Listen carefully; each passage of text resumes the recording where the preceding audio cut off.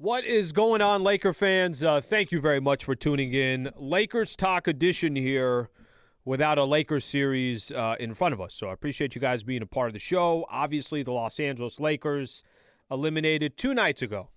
The Denver Nuggets sweep the Los Angeles Lakers, and the 2022-2023 season is over. Got a lot that I want to get into. Going to spend some time talking about I'm going to recap a little bit of the season. I think it's so easy to just start looking at the future. Before we do that, trust me, we got plenty of time to talk about what the Lakers should do to the roster and players that got to come back, players that got to go. We'll do all that. Do you deem this year a successful season or not? I think for Laker fans, this is an interesting one. For a franchise that's only accustomed to winning championships, do you look at a season where you don't win a championship and you say, hey, that was a really good season. I enjoyed it. I enjoyed watching Lakers basketball. Spent some time on that. Is LeBron really retiring? Is there really a threat there? Or is this just LeBron trying to flex his power of what he's hoping for happens in the offseason? And then, like I mentioned, what do the Lakers do with the roster? We'll get into that as well. Brian Windhorst is going to join us in about a half hour or so. Always enjoy when we get a chance to chat with Windhorst and get his thoughts on the Lakers series and the Lakers season and what we could expect moving forward from the Los Angeles Lakers. So we're going to do that as well. Before we get started here, I want to just give a quick shout out here. Valvoline Instant Oil Change. They've been a proud partner of Lakers Talk. They've been a proud partner of 710 ESPN for a while now. Oil changes, tire rotations, transmission care, and more. Just pull up, drive in, and drive out in about 15 minutes. Memorial Day weekend coming up. Make sure that you got your car properly serviced. Visit SoCalOilChange.com for location and game-winning coupons off your next Valvoline Instant Oil Change. All right, Lake fans, I want to throw this question out there. Hit me on Twitter, @AlanSliwa. Do you consider this season successful? Was this a successful season for the Los Angeles Lakers? I kind of want to walk everybody through expectations before the season started and then where we ended up getting swept by the Denver Nuggets. I thought for the Lakers as the season started, not much was going to change for me. So I was watching LeBron James, Anthony Davis, and Russell Westbrook all get another chance together. Yeah, I didn't need to see that again. I just didn't. I did not feel. I remember exit interviews a year ago. I asked LeBron if they had enough time together to really kind of know what that 3 was going to be. And he said that, look, he said they played 21 games together. This was last season. And said that he played more time. He had more time, more experience with guys that he played with in high school than he did playing with himself, Anthony Davis, and Russell Westbrook. They played 21 games together the year before. For me, I thought we had already kind of seen it. It just wasn't going to work. And the question was going to be, will the Lakers get an opportunity to trade?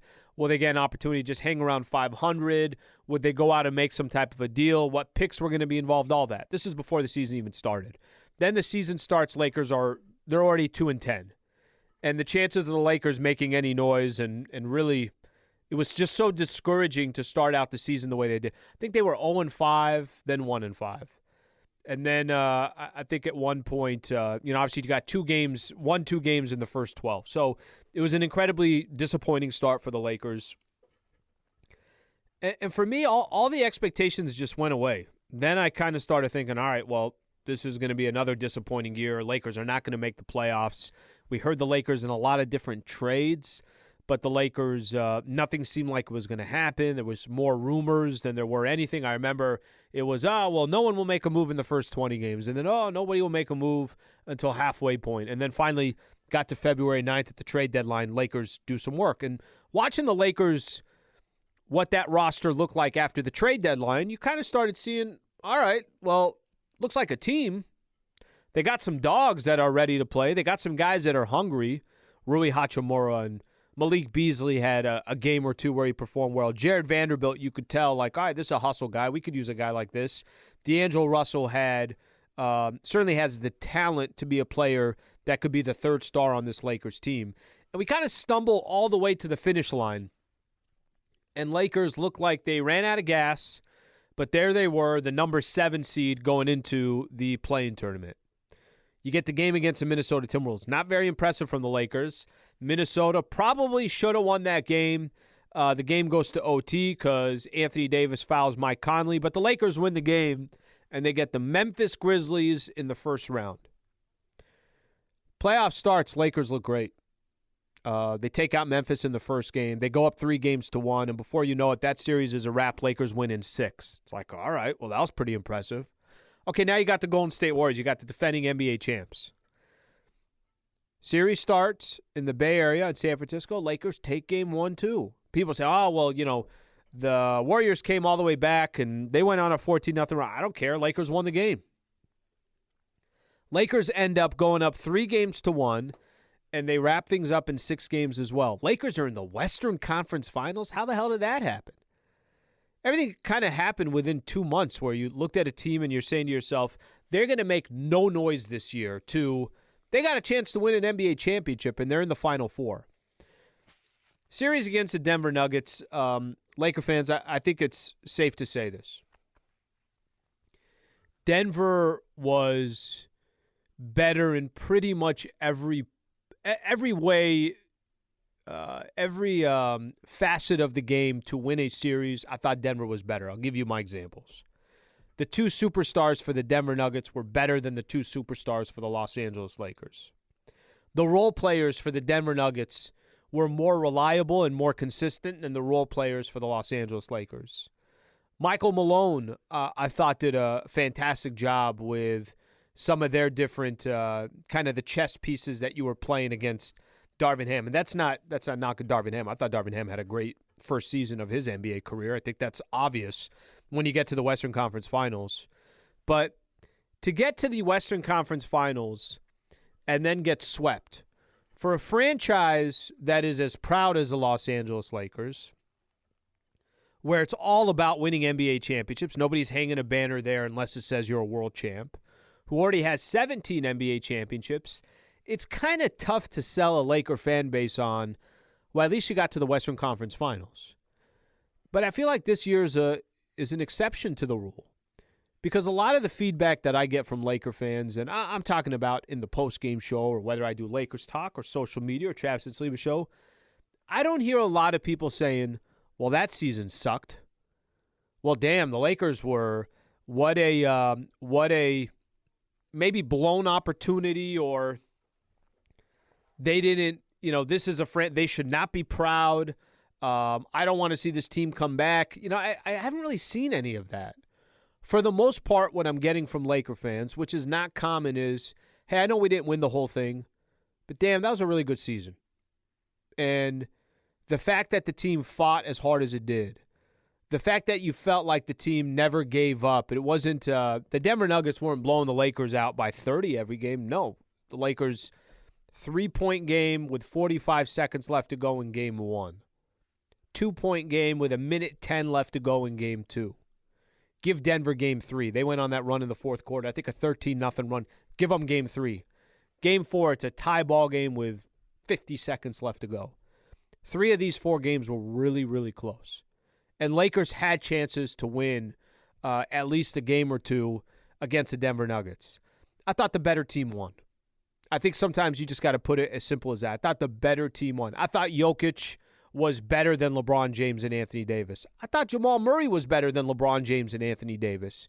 He was incredible for the entire series, specifically those first 3 games. They were just the better team. However, I still think it was a successful season, Laker fans. Even though the Lake Show got swept, I'll say it again, the Lakers got swept, I still think it was a successful season. It's weird to say. I'm not used to saying that, but they exceeded my expectations. I didn't think the Lakers were going to get this far. I didn't think the Lakers had a run in them to where they had a legit opportunity to get to the NBA Finals. They faced a team that was better than them. But I think there's some real building blocks here. I think there's, certainly a real opportunity for the Lakers to kind of make some tweaks as we get to next season, and they could try to figure out what to do from here. But if the question is just as simple as this, was this a successful season or not? It was.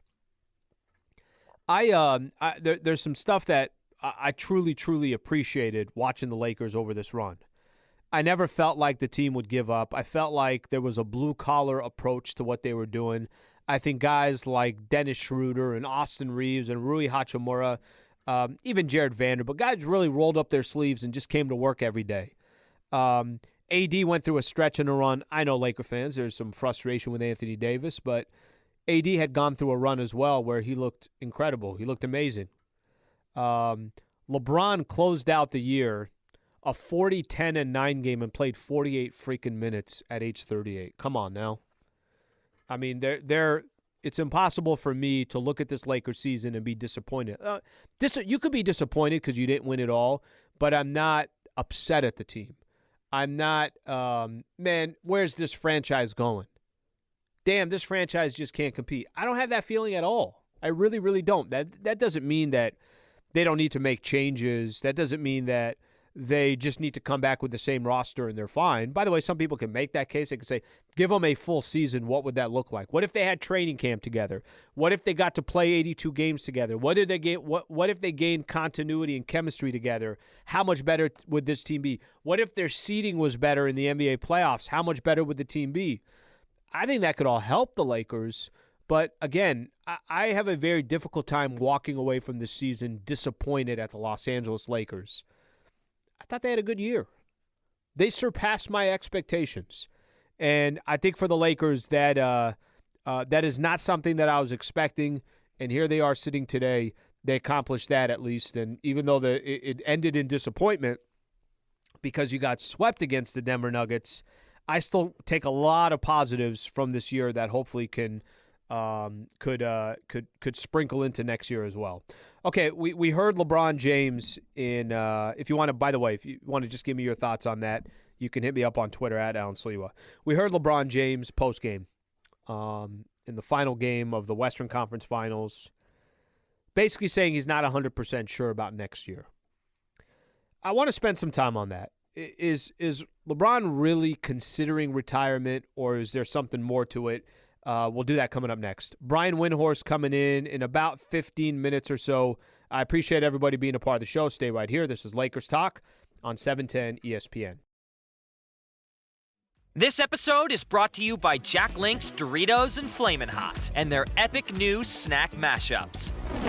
Give your taste buds a rush of boldness with Jack Link's Doritos Spicy Sweet Chili flavor, and then dial up the heat with Jack Link's Flamin' Hot flavor. When flavors this bold come together, a new taste experience is born. Experience the next dimension of snacking with Jack Link's Doritos and Flamin' Hot. Quentin here runs a sustainable clothing brand. Hi there. He's excited that his shipping company, FedEx, has set a goal of having carbon-neutral operations by 2040. Impressive. When an influencer tweeted about his recycled bamboo t-shirts, Quentin unexpectedly became quite popular. I'll take it. He uses FedEx to reach new customers around the globe while making Earth a priority. FedEx, where now meets next. All right, welcome back to Lakers Talk. Just a quick reminder here, Brian Windhorst coming up in about 15 minutes or so. Always enjoy having him on. I got some questions on the LeBron front, got some questions on the offseason. I think it'll be an interesting offseason for the Lakers. Quick shout-out here to Valvoline Instant Oil Change. Make sure you get your car serviced. Check engine light comes on. Don't procrastinate. For some reason, people procrastinate. Why would you do that when you have services like Valvoline Instant Oil Change? Visit SoCalOilChange.com for location and game-winning coupons off your next Valvoline Instant Oil Change, especially now the Memorial Day weekend right around the corner. Okay, so we all saw and we heard LeBron's comments, kind of left some question marks about his future, whether he still wants to play the game, how is he feeling health-wise. I got a couple angles on this, and I'm going to go back to LeBron just went through an incredibly grueling season. Let's kind of lay out how LeBron James and how his season went, and he had a major injury when he had his foot injury and came back with 8 games left. I think he missed a total of 4 weeks with that foot injury. He has the famous quote of basically saying that 2 doctors told him to have season-ending surgery, but he went to the foot doctor of LeBron, whatever it was, something along those lines. That Bron basically determined, I get what these doctors are telling me, these professionals are telling me, but we got a chance to win, and I'm not going to miss out on that opportunity. So Bron decides to play. And the Lakers go on a run. 6 games against Memphis, 6 games against the Golden State Warriors, and here they are now in the Western Conference Finals. And you could tell, Lakers almost stole Game 1, even though they were down 21. Game 2, I thought that was their best opportunity to not just make this a series, but steal a game in Denver. That's what they've done. That's what they did in each one of these series. They stole one road game. They came back to L.A., they're down 0-2.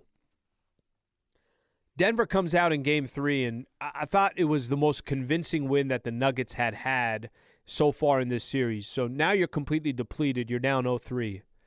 Bron decides to play 48 minutes in Game 4. Not 48 minutes because it's Game 7. 48 minutes just to force a Game 5. And he's looking around that roster by the time the dust settled, and he's saying to himself, AD, I didn't get enough from you. D'Angelo Russell, I'm not even going to address you.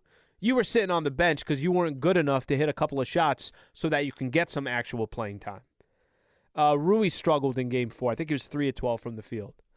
Austin Reeves was basically the only player that shot above 50% and was ready to go. Even Dennis Schroeder struggled, even though he did everything he can on the defensive side trying to guard Jamal Murray. I watched LeBron James in his career when he was in Cleveland always sign these 2-year deals with an option for that second year.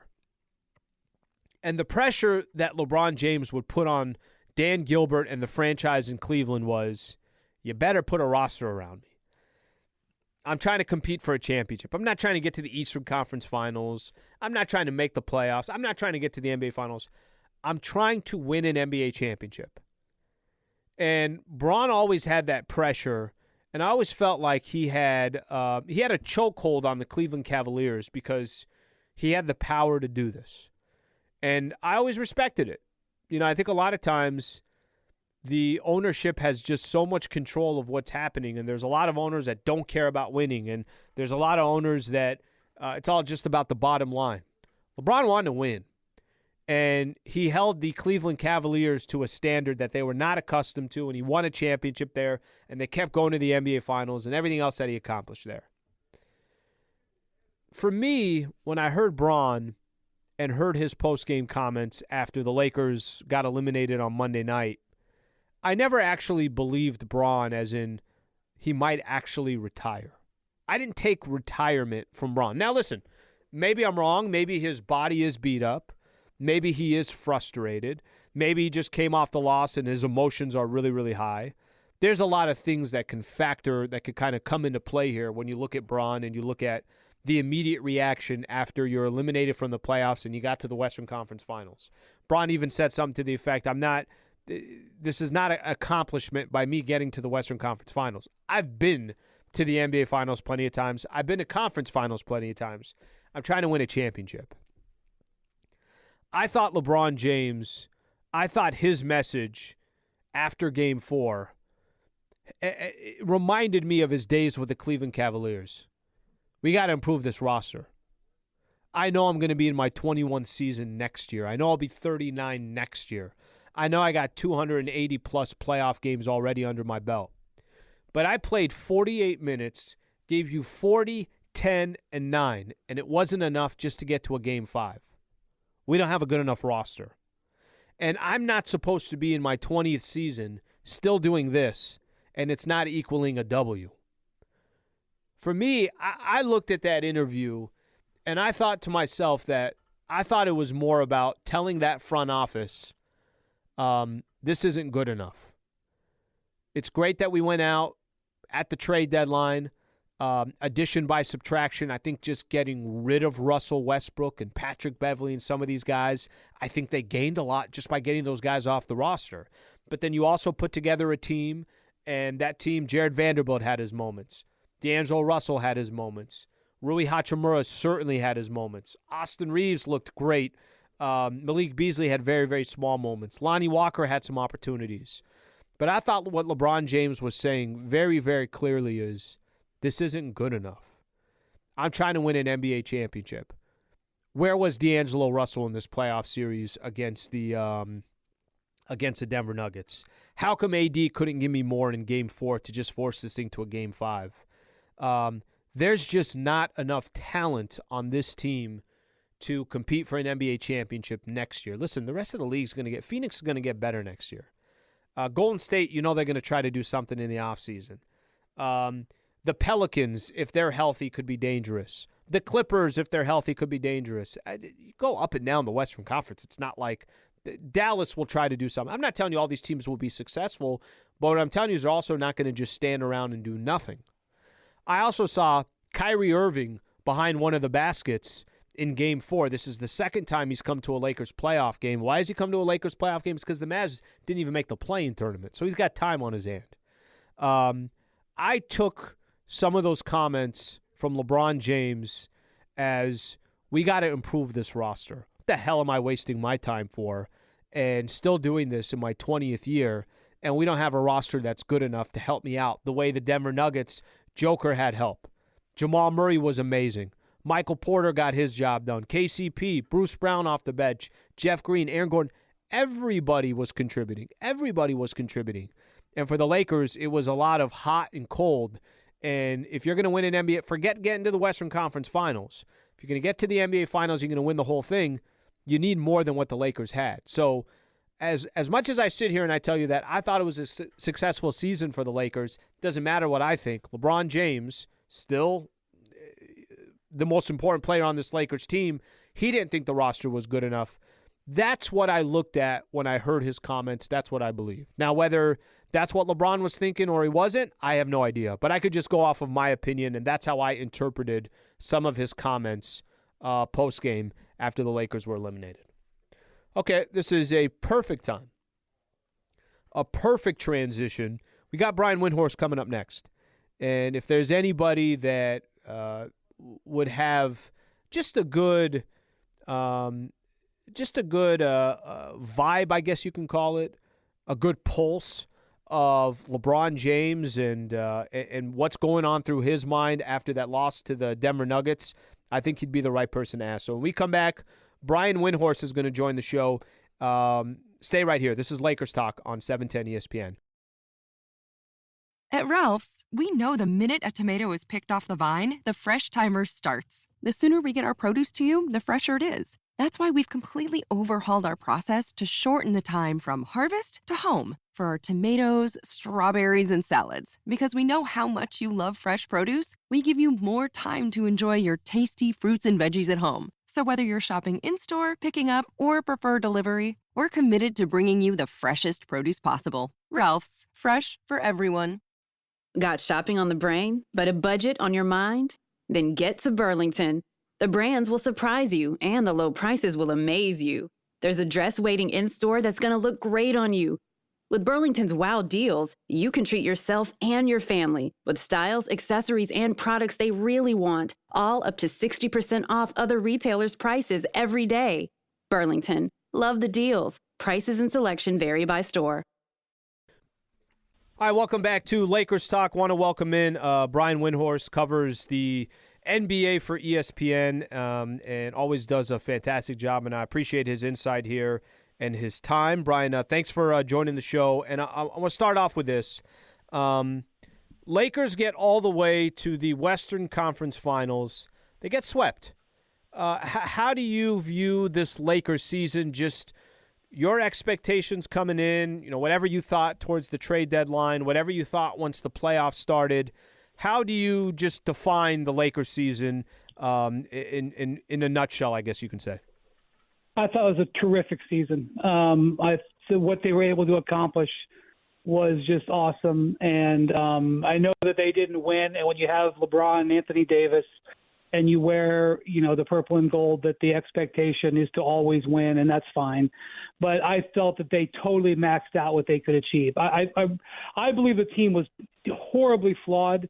at the start of the season. I was not surprised at all that they got off to a terrible start. I did not think they'd be able to fix it, and they did. And there was a lot of reasons why they were able to fix it, but obviously the trades were the biggest part.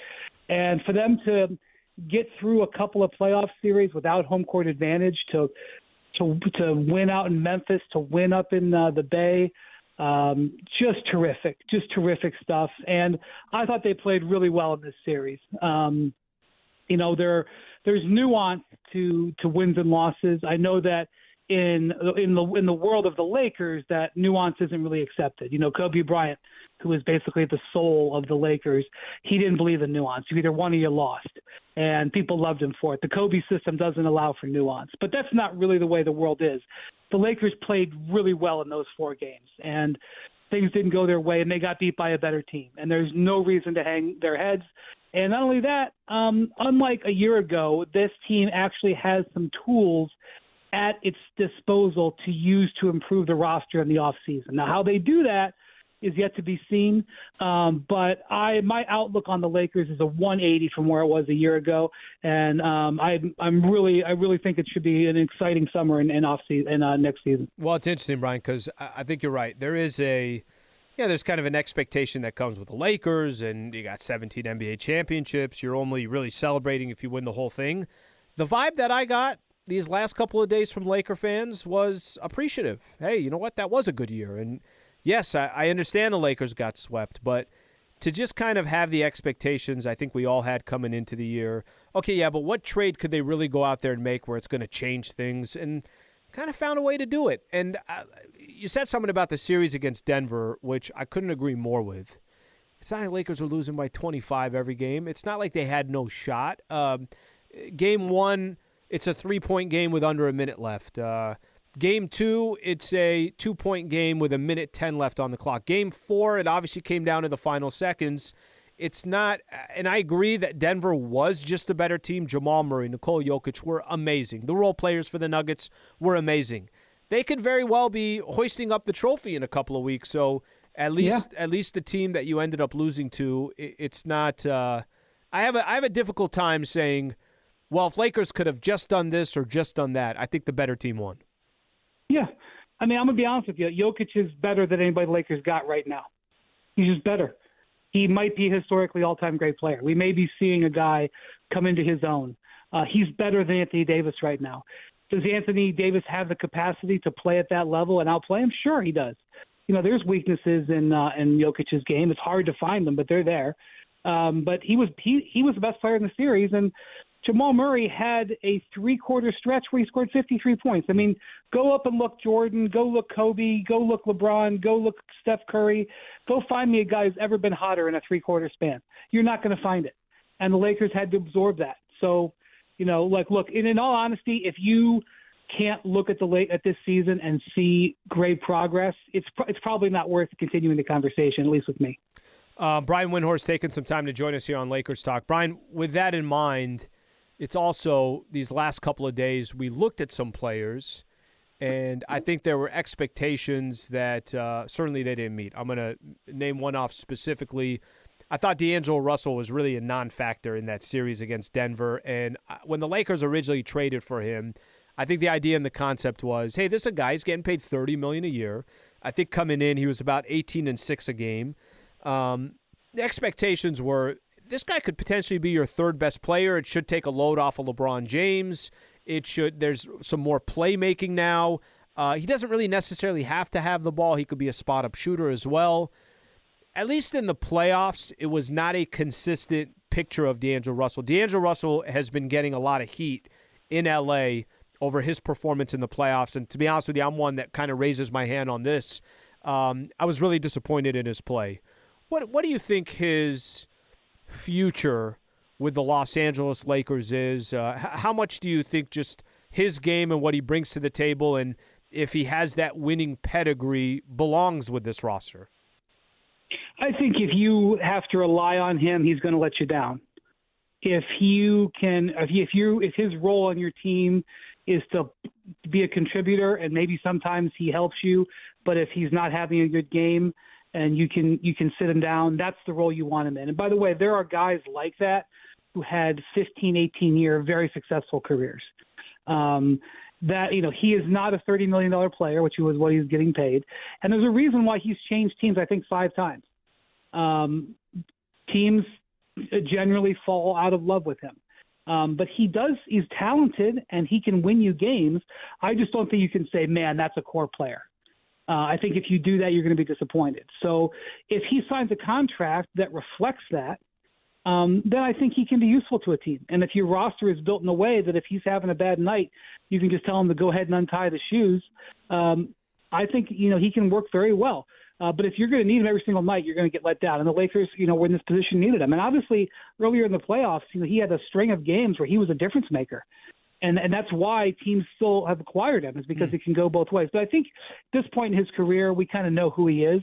And I think to expect more out of him, I don't think is really fair to him, if you want my honest assessment of it. As it comes time to where he goes with the Lakers, they got to decide whether or not they want to keep this team together or they want to create the space. I mean, to be honest with you, Alan, it's pretty unusual and rare to be able to have a player like Anthony Davis and LeBron on your roster and still be able to have salary cap space to go out and acquire other players, acquire another big-time player. The Lakers have that path available. And so that's unusual that you would have that. But there's 2 problems with that. One, they don't have max salary space. So they're always, if they get into a bidding war, they're always in position to get outbid. And to open up that space, you're going to have to say goodbye to some pieces that helped you get to where you are. But I want to also say that I've noticed that the discourse has recently, surrounded Kyrie Irving as if that he is the only player who they could go get with what they've, got on their fingertips. I don't think that's a fair way to look at it. I think there's many different players, especially at the guard position, that they could look to acquire via trade or via free agency that could potentially help them a lot, that would potentially be a lot safer and less expensive than Kyrie Irving. And I'm sure that's some of the things that Rob Pelinka is looking at. But one of the options that they have is to just hold on to Malik Beasley and try to re-sign D'Angelo Russell so that you have the ammunition to make trades later on, into the season. Brian Windhorst taking some time to join us here on Lakers Talk. Brian, I'll stick with – I'm going to kind of actually tie these in together. LeBron had his comments post-game after the Lakers eliminated. Not 100% sure what he's going to do yet. Listen, you've covered him for a long time. I have talked about how I really love the way he used to – I don't know if you want to call it hold the Cleveland Cavaliers hostage, but he wouldn't sign a long-term deal. He'd do a 2-year deal. There's a player option in the second year, and I always felt like there was a lot of pressure to, obviously put together a roster that LeBron James approves of. What did you think of Bron's comments after the game? How much of that do you think there's some truth to as far as, hey, I don't know if my body can keep going like this, and how much do you think of it is, as you were just saying, the flexibility of go improve this roster? Because even though I played 48 minutes and I gave you 40, 10, and 9, it wasn't good enough to just get to a Game 5 against the Denver Nuggets, just the way you would tie in those comments. Yeah, so I don't know exactly. I don't want to pretend like I know. I don't know what he was doing, okay? It caught me by surprise. It caught the Lakers by surprise. It caught some other folks around LeBron by surprise. He is making those statements at the moments after the conclusion of a grueling season where he played hurt a lot. But the reason that I, furrowed my brow a little bit is the nature of when he said it. And what I mean by that is in the press conference, they said last question, he got asked a question that was not about this, and he decided to make that his walk-off statement. My speculation under those circumstances, I'm going to say that exactly how I just said it, Alan. My speculation under those circumstances is that he walked in there with the intent to deliver that message on his way out the door. And to allow that for various reasons to be his walk-off statement. He then elected to double down and go a little farther with it with Dave McMenamin on his way out the arena, which I felt actually made me feel like it was more authentic than when he did it in the presser. So he's got me a little bit confused, but I would say that if you're LeBron and your team was just summarily dismissed out of the playoffs by a team that will be just as strong next year, the concept of we're just going to run it back might not necessarily be favorable. Which is what Rob Pelinka kind of hinted yesterday. He didn't fully say that, but he kind of hinted that. So there's some haze there, and I don't want to get caught, Alan, to be honest with you, saying I know exactly what's going on, because I don't, but I can read the situation and kind of get some hints in that direction. Brian, we were just talking about, let's just say roster construction because they're going to have, obviously there's some questions that they're going to have to answer in the offseason. Are you better off just saying, hey, what is this team going to be like if they had a training camp and if they had 82 games together, and look what they did since the trade deadline, and now if you give them time and there's more continuity, there's more chemistry, is there enough talent there? And I think this goes back to, are you looking for, should they be more top heavy to go make what could be their final playoff push with LeBron and Anthony Davis? Or do you think the right thing to do would be let this thing marinate? Because the Lakers, if there's one thing since Bron has been here, they haven't really put together the same roster 2 years in a row and said, let's go see what we could do. Is there enough talent, or do you think some of the names that are kind of circling out there or are rumored out there, they should get a little bit more top-heavy? If I were them, I would seriously consider using my flexibility to get some more talent on the roster. Because at the end of the day, when you were facing elimination, Vanderbilt didn't play, Beasley didn't play, Bamba didn't play. D'Lo. Russell had enough. D'Lo was sitting on the bench. Right. D'Lo didn't have much of a role. Rui obviously did, and losing Rui would be penal. So, but I would seriously investigate. And, this is one of the things I talked about when we were talking about Westbrook. They have, when they get to the draft, they have the draft pick. They have both picks, and then they have still the future first that's outstanding out there they can still deal. And I will say this, Rob Pelinka, one thing that is you really can't touch him on, he knows how to find young players. They've been great with that. Great. His record is pretty good, which is kind of not a surprise because he had to pick young players when he was an agent. He had to go find young players, and pick the guys out that he thought were going to be good. So, let Rob draft a little bit maybe, but also I would just say that they have some things that they could take advantage of, and I would seriously look at taking advantage of them. I don't think that this team is maximized out. I don't think their resources are maximized out with their roster. I think they can do some other things. So I think Rob gave himself some wiggle room by saying young core, because we don't really know what defines the young core, what defines young, what defines core. I'm sure he practiced that line. So I wouldn't take too much away from that, other than I don't think he wants to dump it all and go after one big free agent. But again, they don't have to just do that. They can play this game in much more than just swinging for Kyrie Irving.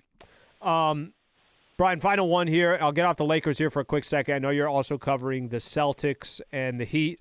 How surprised were you that the Boston Celtics win in Miami yesterday? And how do you see Game 5 playing out? I mean, the Celtics are the better team in terms of talent on their roster. They're an odd group in that they tend to play better when they are basically down to their last chance. They have 4 road elimination wins in the last 2 years alone. I'm not sure that Magic had 4 road elimination wins in his career. I'm not sure Jordan did. Frankly, Jordan really almost never faced elimination. That is a very incredible achievement and speaks to their ability to just bring it when they absolutely have to. I mean, they're 4-0 in road elimination games the last 2 years. I want you to think about that. They are 10-11 at home in the playoffs the last 2 years. Do you know how hard it is to be 10-11 at home? Because if you're losing that many home games, you couldn't have played 21 home games, right? Mm-hmm.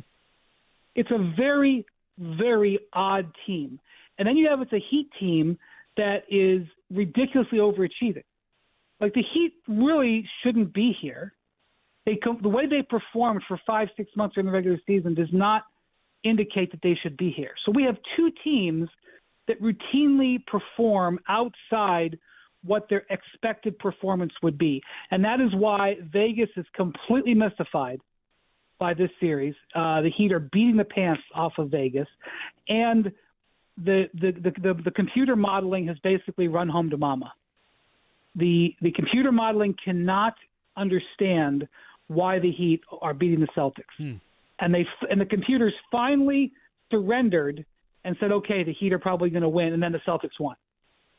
So this is a very odd series to be around. I'm calling it a bizarro series. What's up is down, what's down is up. And if I were anybody out there, I would stay the heck away from it on a bet because nobody seems to know what's going to go on. So you're asking me about tomorrow? I don't freaking know. I do know that I did book my flight back to Miami for Game 6 because I think this is now going to go 6, but I could be dead wrong about that. Brian, great stuff, buddy. Always appreciate the time, and thank you for all the insight around the NBA. Thanks, Alan. Have a good night. All right, man. You too. That is Brian Windhorst right there. Interesting stuff. I want to let me play exactly what he talked about, the talent on the roster. D'Angelo Russell. We'll give our final thoughts. Stay right here. Lakers Talk on 710 ESPN. When I drive with Uber, I'm the boss. I drive when I want and cash out when I want. I made $496 today. Nice. I can even switch between driving and delivering. Spice it up, baby. And I can scream, "I'm the boss!" out of the window really loudly. I'm the boss. Uber. Earn like a boss. Sign up to earn today at uber.com/boss. Earnings are estimates based on past driving earnings in Atlanta and are not guaranteed. For more information, see uber.com.